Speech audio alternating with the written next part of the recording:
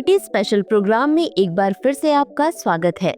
इस एपिसोड में हम उन प्रश्नों को देखेंगे जो आपकी परीक्षा के लिहाज से बेहद महत्वपूर्ण साबित हो सकते हैं। तो चलिए शुरुआत करते हैं। HELIOS प्रणाली किस पावर रेंज पर काम करने में सक्षम है? A 30 से 50 किलोवाट, B 60 से 100 किलोवाट, C 120 से 150 किलोवाट या D 300 से 350 किलोवाट। इस प्रश्न का सही उत्तर है विकल्प B 60 से 100 किलोवाट। चलिए देखते हैं इसके विश्लेषण को। HELIOS 60 किलोवाट से अधिक पर काम करता है और भविष्य में इसके 120 से 150 किलोवाट तक उन्नत होने की उम्मीद है।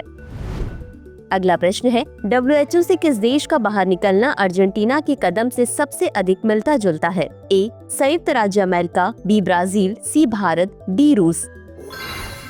इस प्रश्न का सही उत्तर है विकल्प A संयुक्त राज्य अमेरिका। चलिए देखते हैं इसके विश्लेषण को। राष्ट्रपति ट्रंप के नेतृत्व में संयुक्त राज्य अमेरिका भी WHO से हट गया, जिससे प्रभावित होकर अर्जेंटीना ने भी ऐसा ही करने का निर्णय लिया। अगला प्रश्न है, किस वैश्विक संगठन ने इबोला वैक्सीन परीक्षण के लिए प्रमुख वित्तीय और रसद सहायता प्राप्त की? A संयुक्त राष्ट्र, B विश्व स्वास्थ्य संगठन, C ग्लोबल फंड, D विश्व बैंक। इस प्रश्न का सही उत्तर है विकल्प B विश्व स्वास्थ्य संगठन। चलिए देखते हैं इसके विश्लेषण को। विश्व स्वास्थ्य संगठन ने सूडान इबोला वायरस वैक्सीन के क्लिनिकल परीक्षण के लिए महत्वपूर्ण वित्तीय और तार्किक सहायता प्रदान की। अगला प्रश्न है, शोधकर्ताओं ने ग्रीस में सीसा उत्सर्जन में तीव्र वृद्धि का पता कब लगाया? A 5200 वर्ष पूर्व, B 2150 वर्ष पूर्व, C शास्त्रीय काल के दौरान, D कांस्य युग। इस प्रश्न का सही उत्तर है विकल्प B 2150 वर्ष पूर्व। चलिए देखते हैं इसके विश्लेषण को। शोधकर्ताओं ने लगभग 2150 वर्ष पूर्व सीसे की उत्सर्जन में तीव्र वृद्धि का पता लगाया था, जो ग्रीस पर रोमन विजय के समय हुआ था। अगला प्रश्न है, स्फीयर एक्स कौन सी ब्रह्मांडीय घटना का अध्ययन करेगा जो बिग बैंग के बाद हुई थी? A dark matter, B solar flares, C supernova explosion, D cosmic inflation.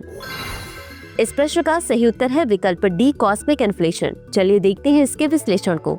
Sphere x ब्रह्मांडीय मुद्रास्फीति अर्थात बिग बैंग के तुरंत बाद ब्रह्मांड के तीव्र विस्तार का अध्ययन करेगा। अगला प्रश्न है, दिसंबर 2023 में फिलीपींस में चावल की मुद्रास्फीति दर क्या थी? A 21.4%, B 15.4%, C 18.2%, D 25.6%। इस प्रश्न का सही उत्तर है विकल्प A 21.4%। चलिए देखते हैं इसके विश्लेषण को। फिलीपींस में चावल की मुद्रास्फीति दिसंबर 2023 में 21.4% तक पहुंच गई, जिससे खाद्य सुरक्षा आपातकाल की घोषणा हो गई। अगला प्रश्न है, हालिया खबरों के अनुसार किस शहर में चूहों की आबादी में 390% की वृद्धि देखी गई? A San Francisco, B New York शहर, C Washington DC, D Toronto. इस प्रश्न का सही उत्तर है विकल्प C वाशिंगटन DC। चलिए देखते हैं इसके विश्लेषण को। एक हालिया अध्ययन के अनुसार पिछले दशक में वाशिंगटन DC में चूहों की संख्या में 390% की वृद्धि हुई है। अगला प्रश्न है, अंतर्राष्ट्रीय बिग कैट अलायंस आधिकारिक तौर पर कब लॉन्च किया गया था? A 9 April 2023, B 23 January 2025, C 15 मार्च 2022 या D 5 दिसंबर 2021।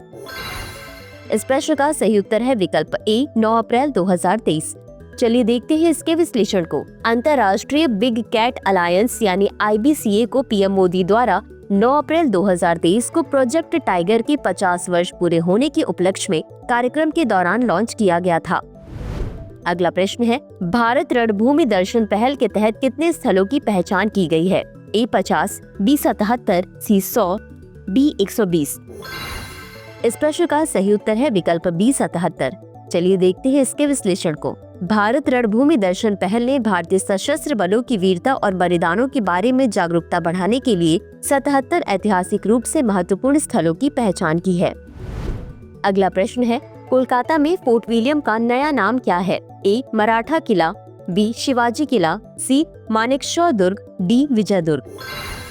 इस प्रश्न का सही उत्तर है विकल्प D विजय दुर्ग। चलिए देखते हैं इसके विश्लेषण को। कोलकाता में स्थित फोर्ट विलियम का नाम भारतीय सशस्त्र बलों की पहल के तहत विजय दुर्ग रखा गया है, जिसका उद्देश्य उपनिवेशी प्रथाओं और मानसिकताओं को समाप्त करना है।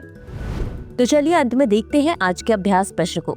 वर्ष 2024 में साइबर अपराध की घटनाओं में कितनी धनराशि की ठगी की सूचना मिली? ए 7,496 करोड़ रुपए, बी 22,812 करोड़ रुपए, सी 33,165 करोड़ रुपए, डी 551 करोड़ रुपए।